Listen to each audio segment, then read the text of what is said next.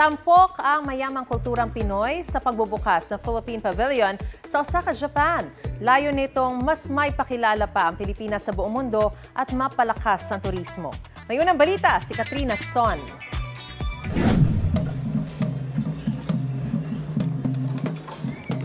Bukas na sa publiko ang Philippine Pavilion sa Umeshima Island sa Osaka, Japan.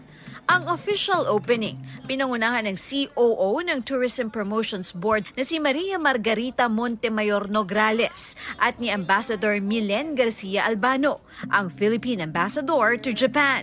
Dumalo rin dito si Teresita de Luna Landan, Acting Head of the Office of the Deputy Chief Operating Officer for Marketing and Promotions, Dr. Kau Kim Horn, ASEAN Secretary General at Consul General Voltaire Mauricio. Opisyal na bukas ang Expo 2025 na ginaganap ngayon dito sa Osaka, Japan.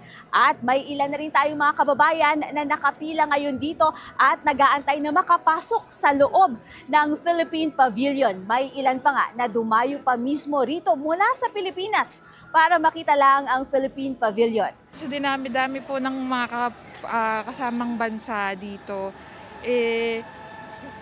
pagpasok mo ito agad siya, makikita mo. Eye-catching siya agad. Of course, I'm Filipino. I'm proud that we have exhibit here. So we wanted to see what's inside. Of course, we're excited. This is our family. This is the most unique one here for sure. I mean, the structure specifically. This is like one of the most craziest designs. I think it kind of brings our culture here. It kind of defines what it means to be a Filipino. Marami ring mga dayuhan mula sa iba't ibang mga bansa ang namangha at bumilib sa disenyo ng ating pavilion. Bukod dito, ninanais din nila na mas makilala ang ating bansa. We love the Philippines. It's a fantastic country. It's beautiful. The texture of it comes to life, especially you guys have these little trees planted outside. So it's a very gorgeous place to come visit. Must see sa loob ng pavilion ang 18 woven art pieces na may multimedia projection. Sinisimbolo nito ang 18 rehiyon ng bansa. Mayroon ding dancing with nature at AI photo booth na tiyak na kabibiliban. Imagine every single person coming into the expo that will enter through the train station.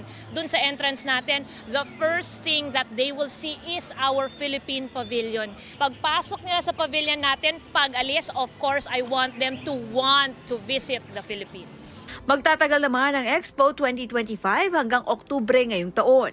Media partner ng Philippine Pavilion sa Expo 2025 ang GMA Network. Itong unang balita mula sa Japan. Katrina Son para sa GMA Integrated News. Gusto mo bang mauna sa mga balita? Mag-subscribe na sa GMA Integrated News sa YouTube at tumutok sa unang balita.